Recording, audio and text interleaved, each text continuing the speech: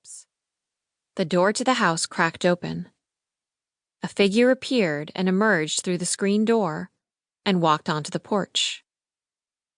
Peter James was in the living room when he heard the noise coming from outside his windows. Thinking it was just some of the neighborhood's kids, he chose to ignore it at first. He stared at the computer screen in front of him, where he was making a new gaming video for his 700,000 followers who tuned in every week to see him play.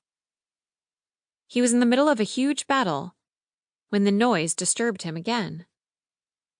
"Give me a second," he said to his viewers. "I have to go and see what's going on. I'll be right back. Probably just some neighborhood kids messing around." He let the video run and paused the game, then rushed to the front door and opened it. A white and extremely bright light met him outside the screen door, and he had to use his hand to cover his eyes. He did so while taking a step onto the porch. Suddenly, he was met with loud voices yelling from multiple angles. Desperate and frantic yelling. "Don't move! Put your hands in the air!" Peter froze. The yelling continued. "Hands where we can see them."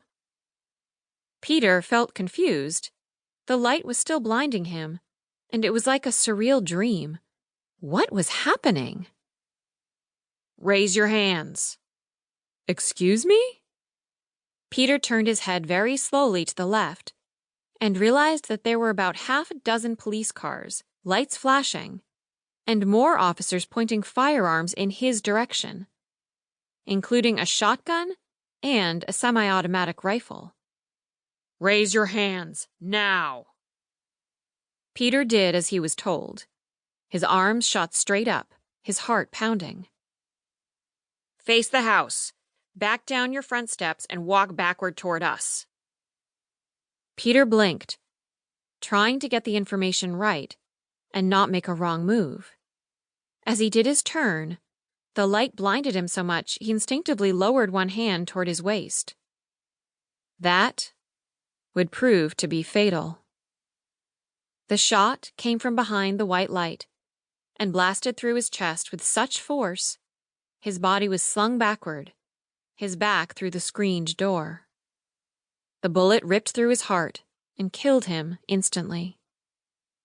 He didn't even hear his mother's terrified screams coming from inside the house. 1 year later. Books A Million, New Jersey. Chapter 1. "He refuses to do it." "Let me talk to him." Liam overheard them talking and smiled secretively as his agent, Ben, came toward him.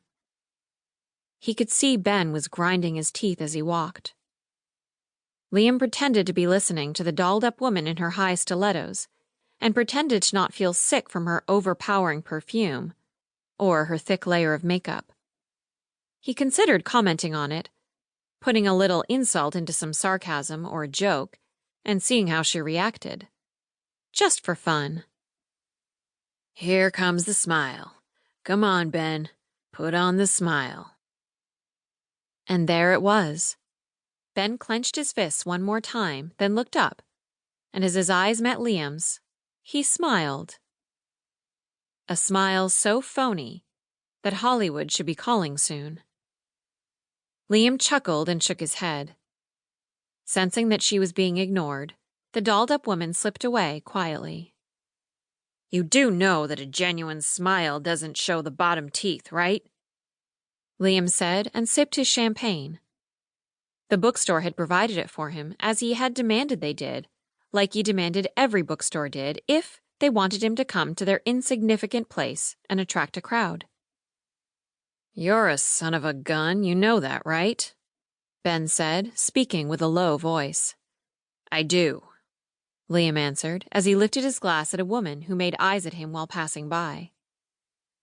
"It's part of my charm, remember? It's why they love me so much."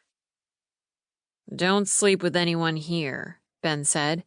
"And please, for Christ's sakes, just do what they expect you to. The publishing house wants you to do this tour, and it's the last god-darn book signing. We've been all over the country."